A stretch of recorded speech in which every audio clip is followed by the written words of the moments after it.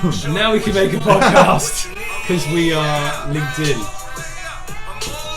Alright, man. So everyone, welcome to the ASM ASM Scholarships podcast.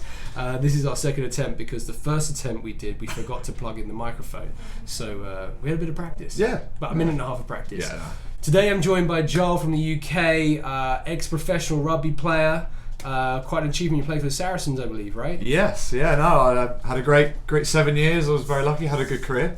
And you're now working for ASM. I am. And so I think it's your first week here in the US office. Yeah. So you're here for a month, and then you're going to go work out London with our team there with George, and I think we're going to have Mark, Alex, and maybe some new guy from Scotland coming as well. Yeah. So exciting stuff, definitely growing. But remind me, how did you find out about us again? It was through my housemate, who's a Saracens player. His younger brother is a client, James L. That's right, he's a golfer. Yeah. So I've been working with my team, me and the team. I've been working with James for about 7-8 months. Yeah. And he just committed today. Yeah, I heard. Actually committed today on a scholarship. So he's on his visits. He's at Limestone. Yeah. He went to St Leo, which is interesting because I thought he was going to go to St Leo. Because he gave me a lot of WhatsApp messages get me in St Leo, Chris. Get me in St Leo. Yeah. Well, his brother didn't really know what he was thinking either. So yeah. But I'm glad he likes Limestone. It's a great uni. They're both really good universities. So I'm glad he's got what he wants and he's going to come out and have a good time. Yeah. Look, he recommended you to us, which is awesome. So I'm glad to have you on the team. Yeah. So look, I really want to talk about, because we've already done a rugby podcast before, but when we got talking the other day, I think your story is really interesting because I think a lot of athletes, they don't have to be rugby players to relate to this, but I think there's a lot of athletes right now thinking, do I turn professional? Do I just finish school, high school, secondary schools where we're from, we call it, and go straight to be a professional athlete in rugby, golf, tennis, and let's really talk about your side of things from the rugby perspective because you were at that level to make it. Yeah. And is it worth it or is it not? And how do you make that decision?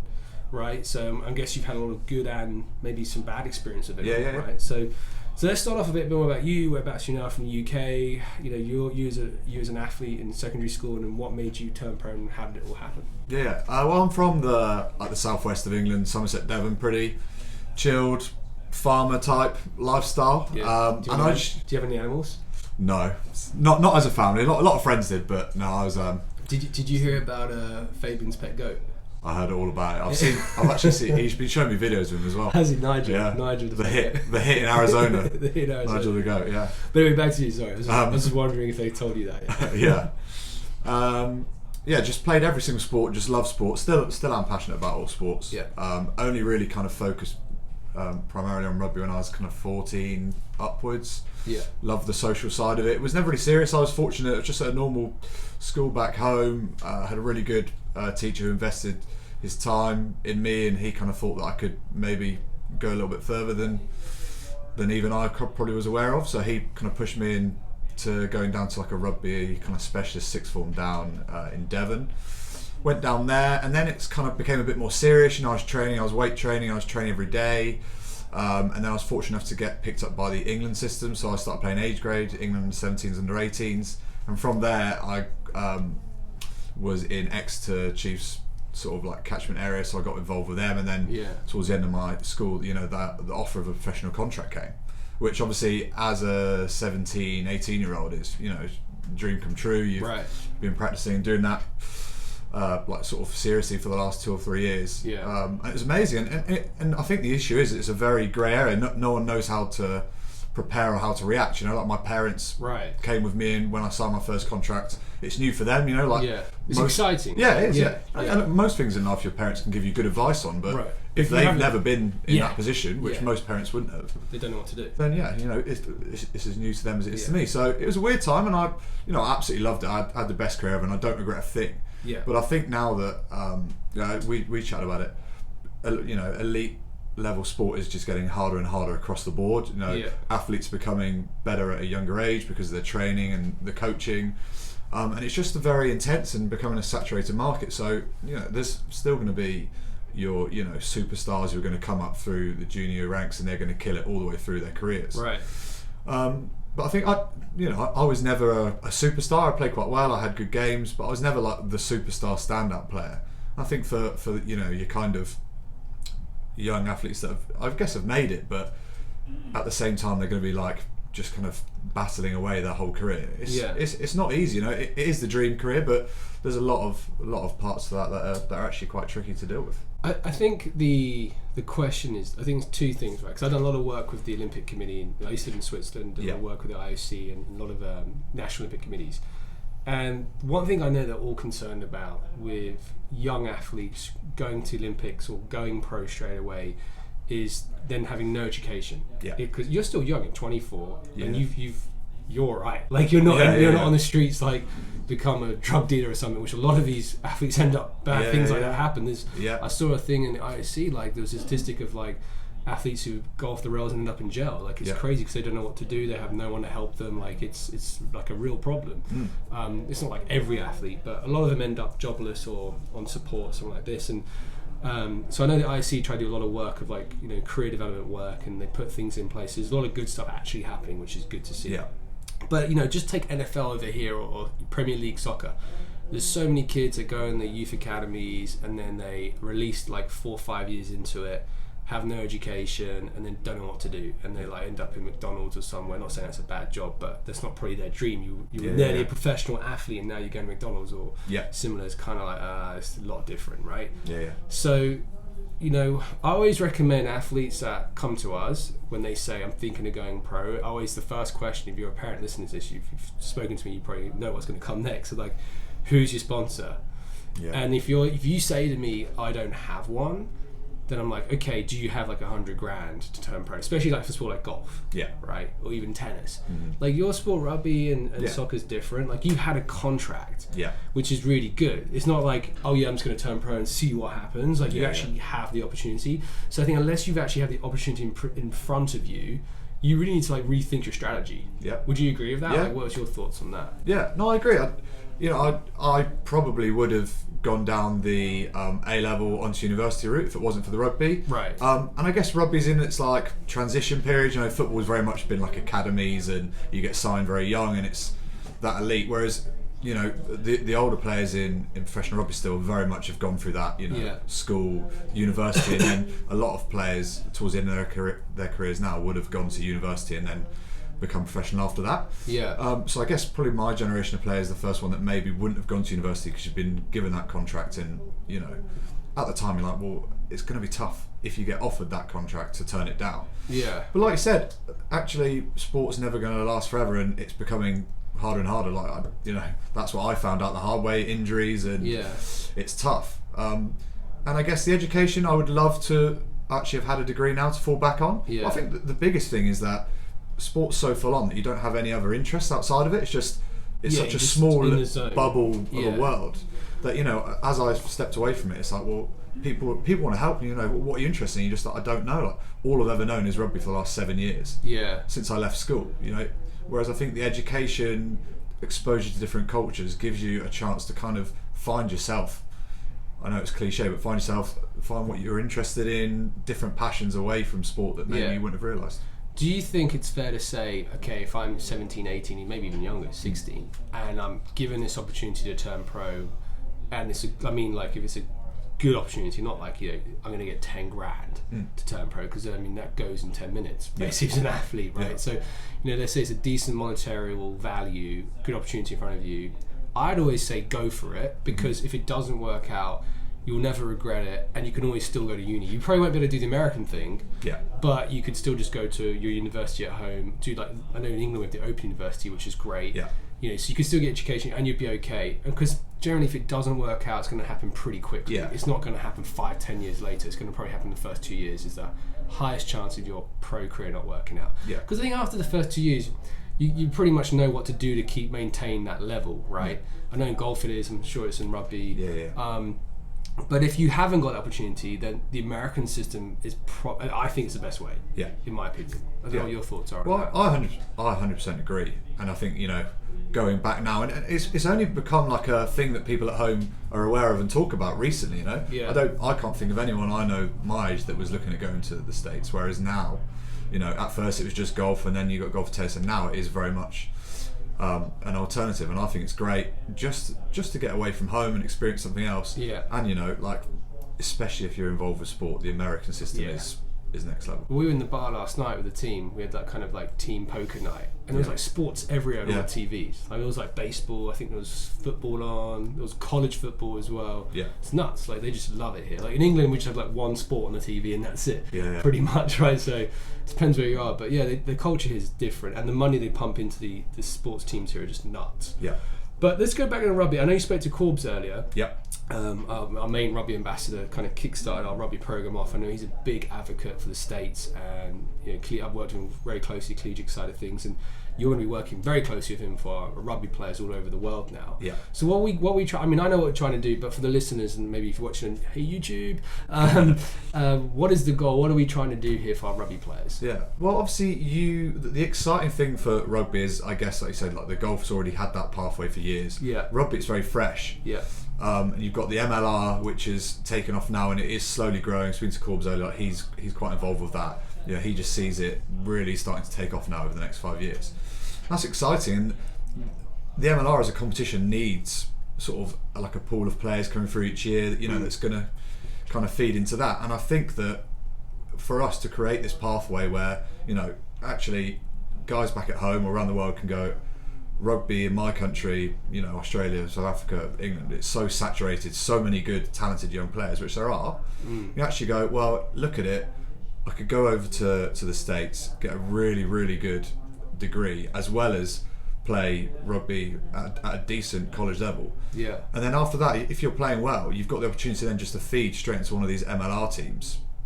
You play there for a few years and you're eligible to play for the States potentially, and not only have you gone, okay, I'm not going to throw everything on the line here and sacrifice my education. You've put your education first, but at the same time, you've still got the carrot of professional sport at the end of it. Yeah. Whereas almost it's now, best of both worlds. Exactly, best of both worlds. Because at home now, you think if I haven't made it, you go to uni, that's the end of it. Yeah. You're just going to go and get drunk at Freshers, fine. Yeah. But you come over here, you're in that sports system, everything's super competitive, the facilities are amazing, and then the MLR still taking off in 5 years' time. It's it's an exciting time. You're basically giving yourself two options, right? Yeah. I'm going to have my education, and I'm going to have the chance to maybe go professional in rugby as well. Yeah. And because the good thing is, compared to like a American football, basketball, soccer, and MLS, that's getting really tough right now. Yeah. I think like what is happening with the rugby right now is like what soccer was when I first came to college out here like 15 years ago. Yeah. It's like in the same stages, and I think definitely in 15 years rugby is going to be on the same as MLS, maybe even faster, because I think the Americans love rugby, because as they're getting to understand it, it's like, oh, it's like American football with no pads. Yeah.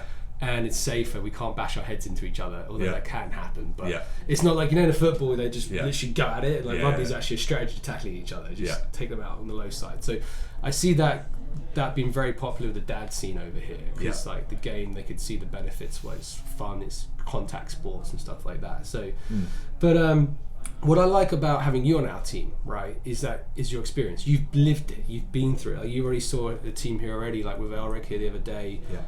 He's moving here in March full time. Former coach D1. He's building the whole D1 coach structure for us. I think when athletes work with an agency, it's all the quality is based on who's your team. Right. If you see a rugby player that comes through an application, you speak to them, and you meet them in the UK or wherever they are in the world. Like, the best players are South Africans, Australians, British, French, Italians, Welsh, Irish, right? I'm guessing that's the main. Forgot the New Zealand's out of that one. They're there as well. New Zealand, Fiji. But that's where the best of the crop tends to be. And the Americans aren't there yet. So if you come to the States, you really have a high chance of making it pro versus a soccer player or a rugby player or a basketball player, where it's so much more difficult. So you've got a higher chance of making it. And your expertise, being a former pro, and knowing working with Corbs directly, like you're going to be able to really tell them, like, I think you got a really good chance of making it pro, right? Because you could see that talent. I know in golf I could see that talent. Like rugby, I wouldn't be able. That's why I have you. Because I would not.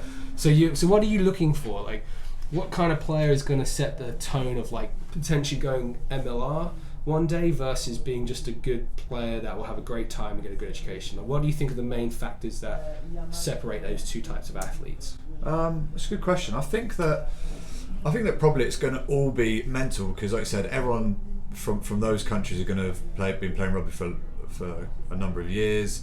They're going to have good basic skills. I think it probably would be easy to come over here been away from home, either miss home or Yeah. miss being close to family and friends, or just kind of like enjoy the freedom too much and just kind of lose track and buy a pet goat like Fabian did. do something stupid and buy a pet goat like Fabs.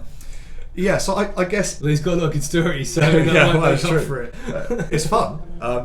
I think the people that are going to really benefit are the people that come over and completely rinse the system Yeah. for everything they can, which is what it's designed to do. Like Immerse yourself into you've it. got you've got the best facilities in the world, great coaches. You apply yourself and you just take everything you can out of that system. Yeah. And all of a sudden, you're probably a better player than you would have been if you'd have stayed at home. I think they're the kind of players that are really going to kick on. And I think from like a technical point of view, the couple of coaches over in the MLR I've spoken to, like it is those like technical rugby positions that are key. Then you've got unbelievable athletes here that may drop out of a football or a basketball system, and they can slot right into rugby and amazing. You teach them and give them a season or two, and they're very good players. And they're as athletes, they're amazing. Yeah. But the technical positions of your scrum half, your fly halves, your hookers and stuff, where you have to have a deep understanding about the game and have played it since you're a young kid. It's hard to teach someone that. Right. So I think they're going to be like the key players in those squads. Let's talk about the technical aspect, because you're going on a trip soon in 2 weeks' time, I think with Fabian, right? Yeah. I might come for a day. Yeah. We talked about that, we'll see. Yeah. You're going for like a week's trip, you're going, whereabouts are you going again? It's somewhere near... Flying up to New York and then... Marymount, was it? Yeah. Somewhere near Marymount. So you're going to go there to the university and you're doing some rugby training, I believe, right? Yeah. So you're even working with college teams to work on training skills, because your skill set is so high. Yeah. So that'd be awesome, and I guess then you're going to be in touch with the coach, kind of get to know their program and really know what they need as a player, which we've been doing a long time with Corb, so you're just kind of taking that over on the whole US scale here. Corb's is moving more into the pro side of things, right? So you'll work a lot of the players, help identify which universities, and then Corb's will kind of pick them up, put them to MLR. Am I right with that kind of process? Yeah, that's it. Yeah. Well, I know that he's been coaching at Penn State. Yeah. And it'd be interesting for me because I don't know. I imagine that I'll be surprised. Some things they'll be way ahead of where I thought they'd be, and then other things they'll be behind. So it's interesting to know, as coaches coming in, where they should focus a bit of their time and which areas in college rugby in general need a bit of work. It's the technical, tactical, whatever it is. So what are you most excited about for the next, say, year ahead? Because this is very different to, say, playing rugby. Now working with the future stars. Yeah. What are you most excited? I know for me, it's like I look at an athlete comes in and they have this dream and this goal, and I like that we can help make that happen for them. And then that's the first bit for me. I think it's really cool. And the second bit I think is really cool is that can they become the next big star? Because we've got the network to help them. Pretty much most sports, not every sport, but most sports we do. So that for me is really cool. But what's it for you? Like, why did you want to do this and get into this industry? Yeah. Well, I think that it's easy to be passionate and sell an idea to someone if you're passionate about it yourself. And for me, like American sports, the American system, and now obviously with the rugby pathway, gets me excited just talking about it. I think if you're surrounded by like-minded people, everyone in the company are ex-athletes. Athletes as a rule are like-minded people. We're all pretty competitive. Like we like to have a good laugh, but work hard. So it's like a great environment. And then you're like helping kids that you see a lot of similarities between them and you when you're a young athlete, and you think like, this is amazing, like the opportunity that sometimes I'm more excited about them heading over here than they are. But I think that's probably because they'll look back on it in years to come and be like, that was the best experience of my life. So it's exciting where, especially from my point of view, the rugby can go in 10 years' time. I'm sorry, I'm thinking about the genie. The joke you said I'd like to have a laugh. We had the genie joke earlier, so I can't get it out of my head because it's so funny. I mean, you need to get Joe to do that on one of the podcasts. His impression of George. Him over there in the other room. I'm thinking, do we do it then? His impression of George. Next time. George, We have an internal office joke. It's hilarious. But I think you're right. I love what you said there. It's like, we are a group of lads here that want to do well for athletes, and it's for you. It's something that you can see the value, the benefit of it, because it would have been good for you if the pro thing didn't happen. Right? It would have been maybe the best thing you could have done next. So, what should an athlete do if they're listening to this, especially a rugby player? Because if you're a different sport, just go on the website, apply. But how can someone get to you directly? What's their email? They should contact you if they're a rugby player. and they want to kind of get an evaluation from you and just consultation, see where they take things from? Yeah, well, obviously, I've actually had a couple of people that have gone straight through Instagram. So, I've got on my bio now that I'm doing stuff with ASM, and I think the younger generation love the social media. Yeah. So I think social versus email. Why not? How do I follow you? It's going to grow more. So my name is literally my name. My username is Joel Conlon. Yeah. I'm sure we'll try and put some stuff up through ASM as well. So yeah. We'll put some links to that. Swipe up stuff to get to your page. Yeah. We'll do that. Obviously, like I said, the website's kind of designed for like the sports that are, I guess, the norm. Yeah. I think rugby, like I said, it's still going to take time to grow, so it's not the mainstream yet. I think just reach out.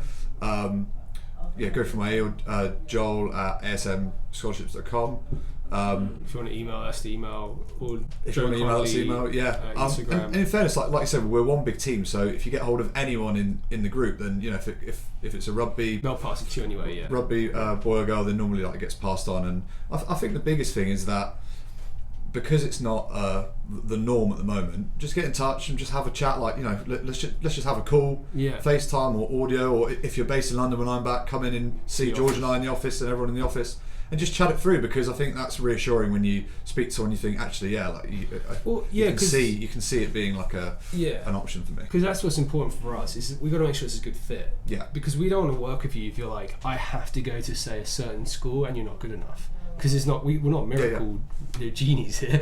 You know what I mean? Yeah. We there's only so much we can do based off your academics and stats, and if that doesn't match to the right university, it won't happen. So that's what the consultation's for, is to kind of get a gauge of like, do we like to work with you as a client because you're realistic, you have something we can actually use to work with, and does the scholarships we believe we can get you match with what you're trying to achieve? And if it is, then we'll have to work with you and help you, but if it isn't, we'll just give you some really good advice.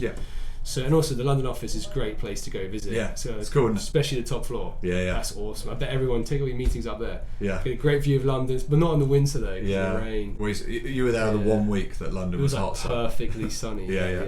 But when it's sunny, it's a great spot to be. Otherwise, the office itself is great inside. So good coffee and stuff. Joel, look, mate, I'm really excited for this.